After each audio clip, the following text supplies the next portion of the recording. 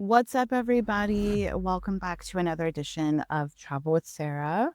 Today, we're going to have a little bit of a history lesson. Have you ever wondered how the flight attendant came about? What was the early days of travel like? And how did business travel influence the way that we know commercial aviation today? I was curious and did all the research so you didn't have to.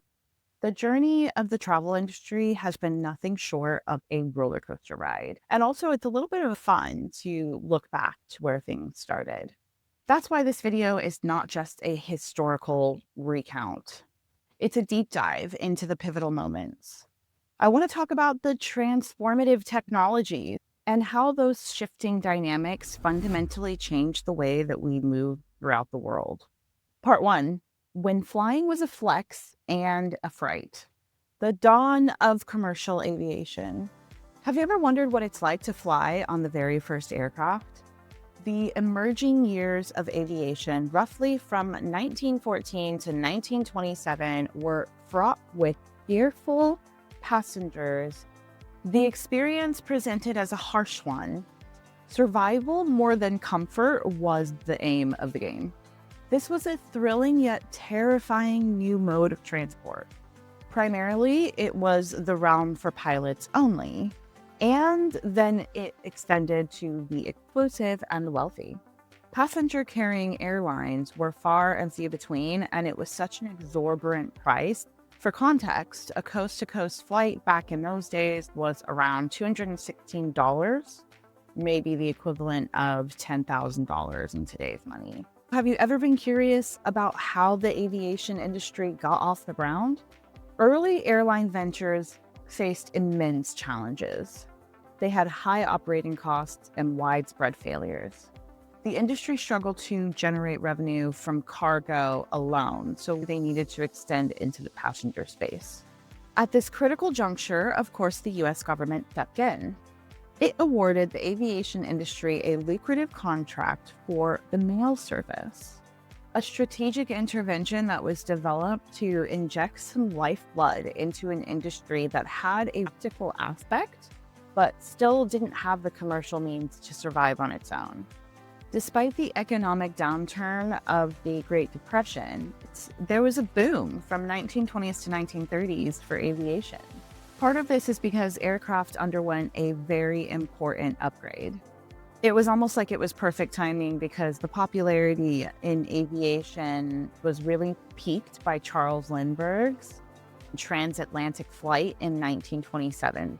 So have you ever wondered how flight attendants became a thing? I was kind of curious about this, but the passenger experience changed in 1930 with the introduction of the stewardess.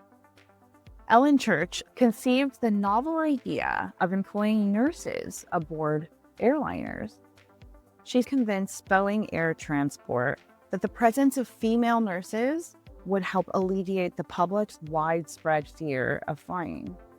Church not only proposed the concept, but also developed the very first job description and training program for these pioneering flight attendants.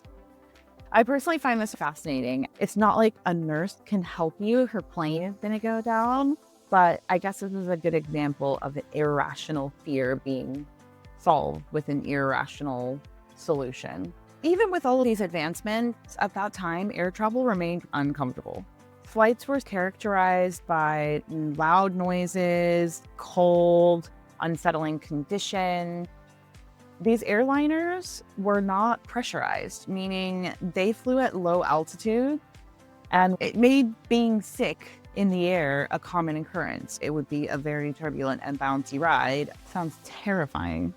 But the passenger base did continue to grow from 6,000 in 1929 to around 450,000 by 1934, and reaching 1.2 million by 1938. Due to the high cost, air travel remained predominantly accessible only to business travelers and the wealthy. Most people continue to opt for trains or buses for intercity travel, and they could just go and get an automobile and drive to their destination. The airplane ticket would cost about half of what a new car would cost. Part 2. How planes conquered the seas and the rails. What do I mean by that? Well, have you ever wondered how people got places before flying? Well, I kind of do. Before the widespread adoption of travel, intercontinental journeys were largely dominated by majestic ocean liners. For over a century, these vessels served as primary mode of travel between continents, carrying not only passengers but post and high valuable cargo. Simultaneously, rail networks formed the backbone of intercity travel, particularly in the US. But around the mid 20th century, specifically 1950s, 1960s, this was the jet age. This was when the heyday of glamorous air travel began. The introduction of the jet aircraft revolutionized suddenly crossing the Atlantic Ocean in a matter of hours became a reality. A stark contrast to the days-long voyages at sea, giving rise to the word jet set, or the phrase, I should say, jet set. A new breed of travelers who became a symbol of fashion and prestige. Let's take a look at what happened with the rise of air travel and the decline of these grand traditional modes of transport. Shipping lines were compelled to undergo a fundamental rebrand. They transformed and gave birth to the modern cruise industry. This pivot shifted the focus from the voyage as a means of transportation to the voyage as a means of an experience. The industry doesn't simply vanish, it reinvents itself. The ocean liner industry has reinvented itself into the cruise industry that we know today, and it's a lucrative one. The specifically US passenger rail system experienced a huge decline. The increasing popularity of cars and the interstate highway, they led them to prioritize more freight operations, and they let those passenger lines fall into disrepair. Despite the creation of Amtrak, which in 1970 intended to manage this passenger rail network in the US, they had inconsistent government funding, and ultimately this led to a reduced service in frequency and basically the disconnection of smaller towns from the wider rail network. Chapter 3. This is the original comeback story for travel agents. They're the OGs of the travel industry who gave the individual access to the world. The origins of travel can really be traced back to the mid-18th century with Cockney Kings. Cockney King, great name. Founded in 1758. They initially catered to affluent clients. However, the concept of modern travel agency truly began to take shape in the 1800s with Thomas Cook. Widely recognized as the father of the travel agency, in 1841, Cook organized what was believed to be the world's first publicly advertised excursion train. The widespread adoption of online travel agencies such as Expedia, Travelocity, Priceline, some of those early online travel agencies allowed us, the consumer, to consume travel as we do now. The abundance of information and clicking through to recommendations and reviews, really, most travelers can do it themselves. And this led to a serious decline and a questioning of the relevance of travel agencies. These travel agents had to prove their worth, and they did so during the pandemic. They were the heroes of the game. They were working in the background, getting people home, making changes, advising on vaccinations, advising on travel regulation. This period of time powerfully highlighted a fundamental truth. While technology can automate transactions and tasks and provide vast amounts of information, it also reminds us of an enduring need for human judgment, for empathy, for problem solving, especially during a crisis or when the whole world is shutting down. The Association of British Travel Agents reported that travelers are now 37% more likely to book their holiday through a travel agent than before the pandemic. So today's travel agents are no longer just booking tickets. They have transformed into proactive experience curators. because nobody just wants to go on vacation. There's a huge demand for these really specific and curated experiences. Travel agents can ultimately balance technology and the human touch. I would encourage you to look at travel agencies with a lot more grace because they can really help when things go wrong. Chapter 4, Airlines Gone Digital. So what does that even mean? Have you ever thought about the early methods of booking air travel? Well, they were remarkably rudimentary. In the 1940s, reserving a flight typically involved a large physical ledger and manual entries. American Airlines pioneered the first automated booking system in 1946, utilizing a magnetic drum for temporary data storage. Despite these innovations, human operators were still indispensable for lookups. A true paradigm shift occurred in the 1960s when American Airlines and IBM launched Sabre, the Semi-Automatic Business Research Environment. I did not know that's what Sabre stood for. Semi-Automatic Business Research Environment. This system was marked by the first real-time computer reservation system. Sabre grew rapidly into the largest civil data processing system globally, revolutionizing the industry by providing instantaneous access to flight information and booking capability. Other major airlines followed suit to develop their own proprietary systems. United Airlines is Apollo and Delta Airlines Datus. By 1976, these sophisticated computer reservation systems began to be offered to travel agents so they could expand their reach beyond just the airline's internal operations. And the term global distribution system was born and was coined in 1984 as these systems, including Sabre, Galileo, which evolved from Apollo, and Amadeus, which launched in 1992, as a consortium between Air France and Lufthansa. The GDS became central intermediaries aggregating vast amounts of flight information, including fares from people like APPCO, schedules from OAG and Cirium, and available seats from airline central reservation systems. Initially, the information was fragmented, controlled by different individual airlines.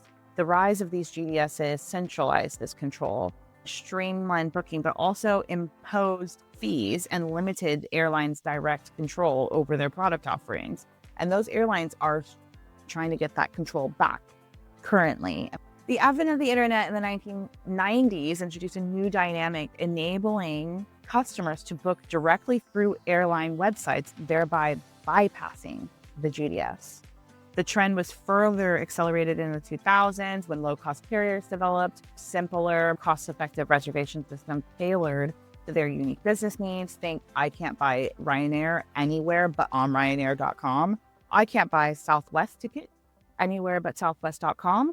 That is low-cost carriers saying to the GDS, I don't want to pay your fee, so I'm going to just go directly to my consumer who wants a specific type of product. I am willing to offer it. In response, the International Air Transportation Association introduced the new distribution capability. They call it NDC, New Distribution Capability, or ultimately, it aims to replace the EDIFACT protocol traditionally used by GDSs. And again, EDIFACT is just another word for the way in which those tickets and reservation systems had currently and ultimately had always been shopped and booked. NDC is leveraging content-friendly XMLs, providing airlines greater control over their product offering and direct access to customer information, the ability to personalize user experiences, sell ancillary services like bags, and effectively bypassing all third parties. So while GDSs still remain the main distributors in the industry, NDC is gaining traction with over 10% of agent tickets now being sold by NDC channels. And 77 airlines have adopted the capability. Now, the progression from centralized GDS control to airlines reclaiming direct distribution via NDC and leveraging new technology, APIs, it's a fundamental power shift. And the industry is moving towards a model where providers seek a direct data-rich relationship with the customer to offer tailored experiences. However, it's taking a long time for us to realize all the benefits of NDC.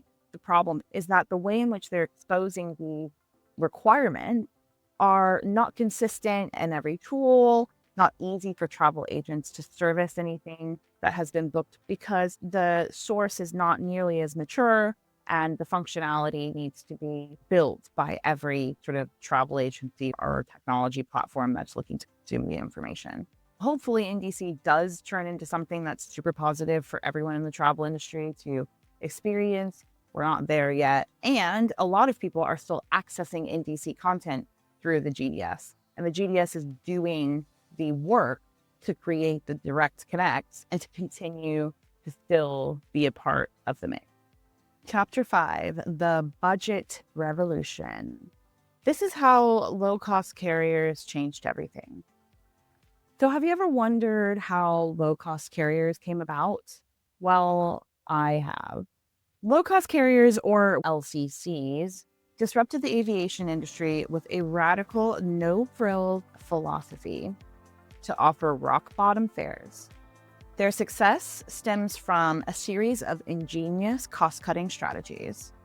First one is single aircraft type. Most low-cost carriers operate a standardized fleet, typically a single type of narrow-body aircraft like Boeing 737 or Airbus A320, configured with a single passenger class. This standardization simplifies the crew training, maintenance procedures, spare parts. They're also minimizing their interiors. This can mean non-reclining seats, the absence of rear seat pockets, no window shades, limited or no in-flight entertainment. The objective is to keep the aircraft lighter, thereby saving fuel, and to minimize the turnaround times.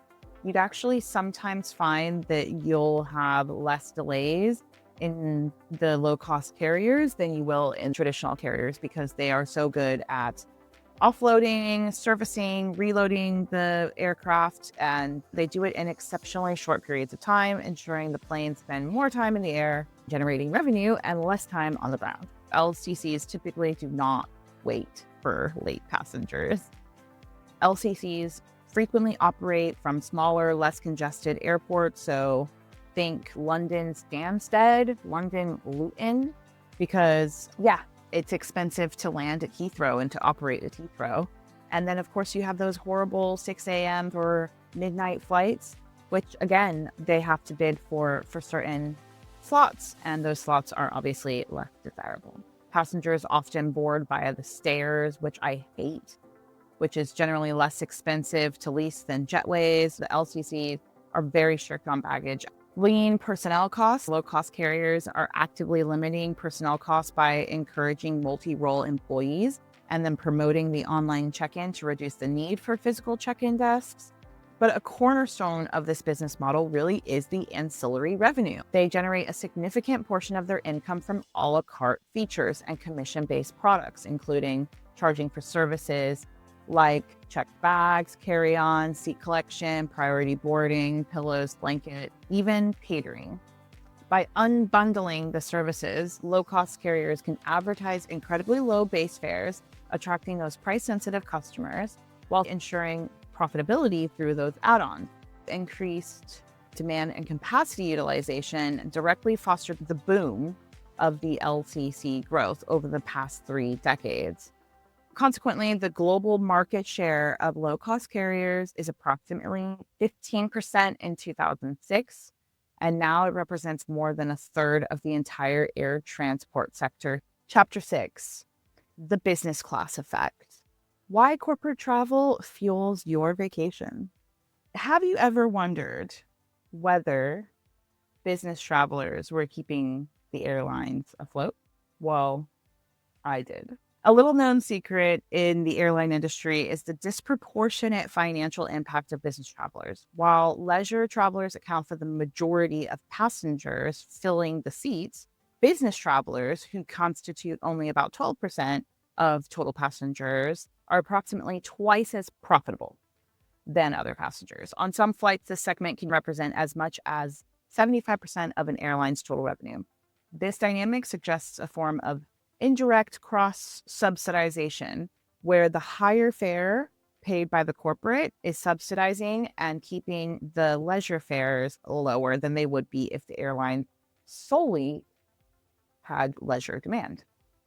So companies are willing to invest more and are prepared to purchase first class or business class tickets for senior executives. Business travelers believe that increased business travel spending positively impact the company's revenue. In-person meetings increase the likelihood of converting prospects into customers. So this demonstrates that business travel is a significant economic driver. It also has a direct positive impact on the ability for the rest of the population of travelers to enjoy leisure rate at a discount. So that brings us to the conclusion for this video. What's next? What is the future of the travel industry from its precarious beginning to the hyper-connected global industry that we see ourselves in now? Looking ahead to travel, this is what I see. Hyper-personalization. The integration of artificial intelligence and machine learning will continue to deepen and tailor every aspect of the travel journey, from predictive pricing models to real-time context-aware suggestions about what you should do. Immersive virtual tour experiences will become even more customized, just as customized as the advertisements are to you. And the signal is blending between the physical and digital travel experiences, where there might be pre-trip virtual exploration, AI-driven planning, and then, of course, that helps shape the expectations of the physical journey itself. Environmental concern continues to escalate our need for technology to support and sustainable travel practices. And this includes innovations ranging from energy efficient hotel rooms to aviation fuel that is sustainable. And travelers are actively seeking those options. Despite the explosion of digital technology, AI, virtual reality, they're still going to need travel agents. We're still going to need personalized advice, everything that you would want from a human, because travel is emotive and it's not just something that we can leave to technology and AI. So, in conclusion, we've looked through the history of travel. Where did we start? Where are we now? What industries were affected? What's the future? And it's really dynamic and ever evolving. Although the trajectory is undeniably forward, the next chapter promises to be just as wild and compelling as its past. Thanks for riding along with me, and stay tuned for the next one.